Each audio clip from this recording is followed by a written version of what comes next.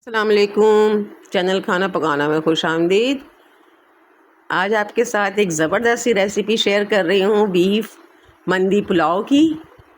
बहुत जायकेदार यखनी पुलाव रेसिपी और बहुत आसानी से बनने वाली है।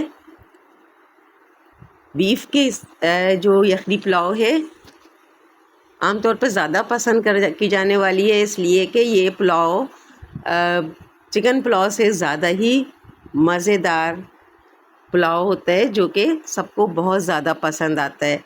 इसके लिए चूँकि मंदी स्टाइल है, इसलिए मैंने इसमें जो बोटियाँ ली हैं वो थोड़ी सी फैटी तो हैं, लेकिन बहुत बड़े साइज़ की हैं। यानी चंदी बोटियाँ हैं लेकिन बड़े साइज़ की होती हैं बोटियाँ इसमें।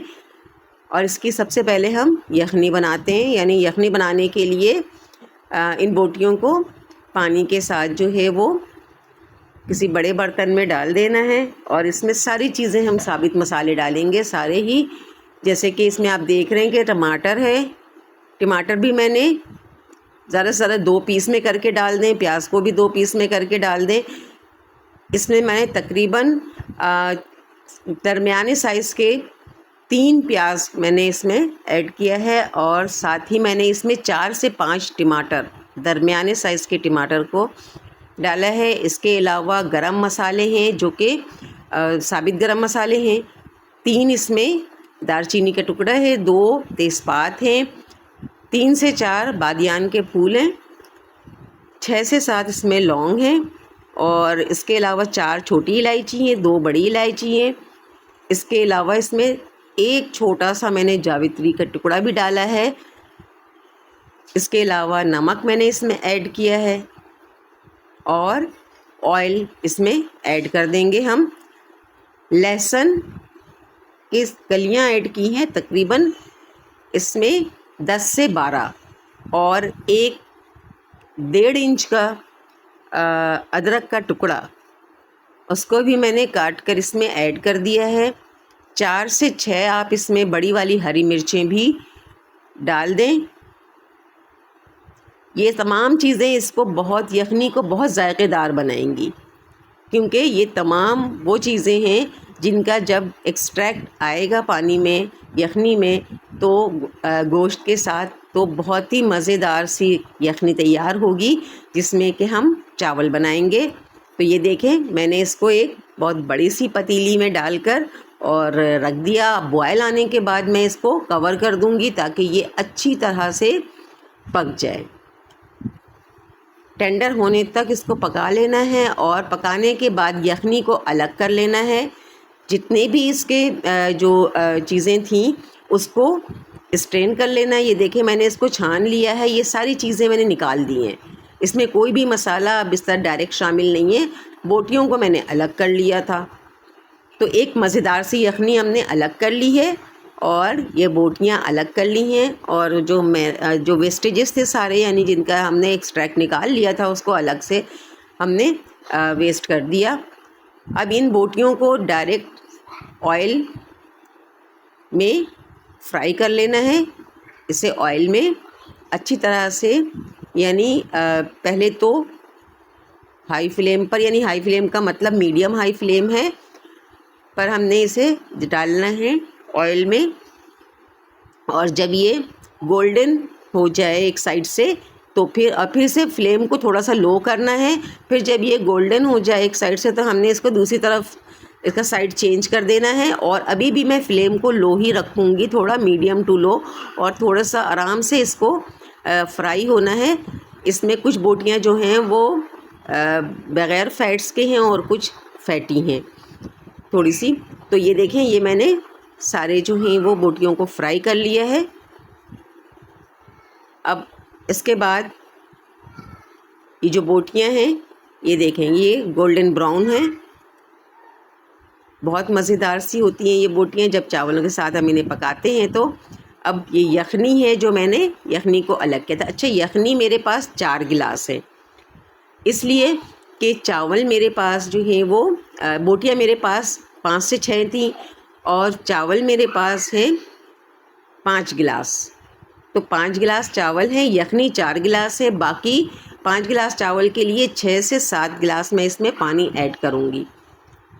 तो इसके लिए जो 4 गिलास यखनी है, इसके अलावा जितना पानी रिक्वायर्ड है, जितनी यखनी रिक्वायर्ड है उसके लिए मैं पानी इसमें ऐड करूँगी।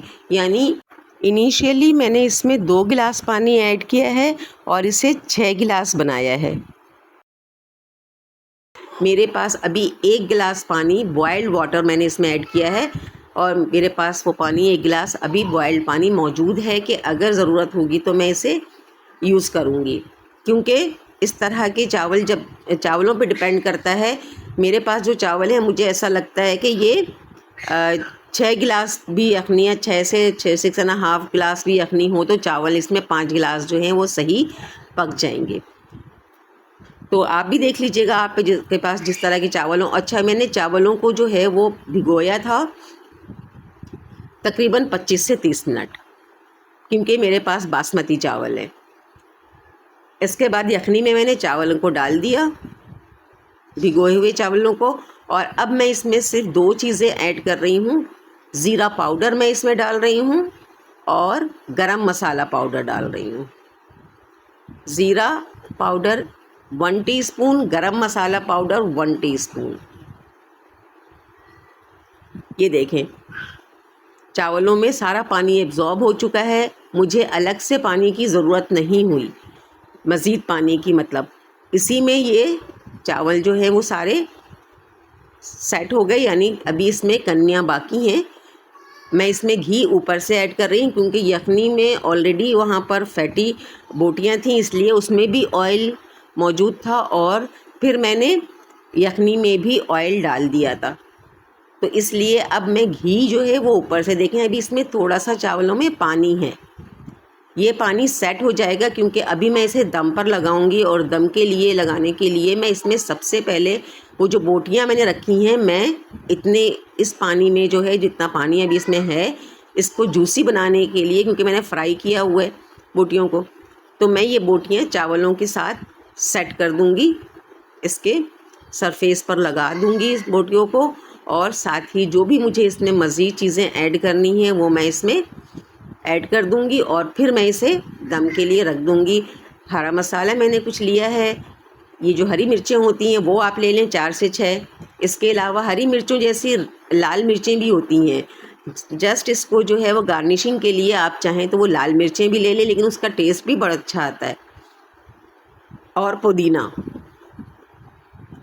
ये इन तीनों चीज़ों से आप इसकी गार्निशिंग कर लें और गार्निशिंग करने के बाद इसे दम पर रख दें। तो जो हरी मिर्चों के फ्लेवर है, पुदीना का फ्लेवर है, या फिर ये कि वो जो रेड मिर्चें होती हैं उसका फ्लेवर है, बहुत ही ज़बरदस्त फ्लेवर भी आएगा और साथ ही साथ इसमें जो है वो एक अच्छा सा लुक भी आएगा।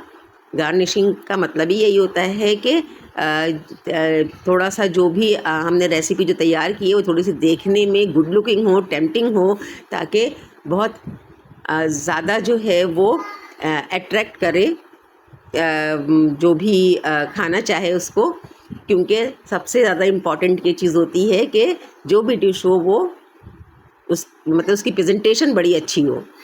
तो ये देखें, ये चीज़, और प्रेजेंटेशन के लिए वो चीज़ें होनी चाहिए जो कि फ्लेवर भी प्रोवाइड करे, तो इससे अच्छी कोई बात हो ही नहीं सकती।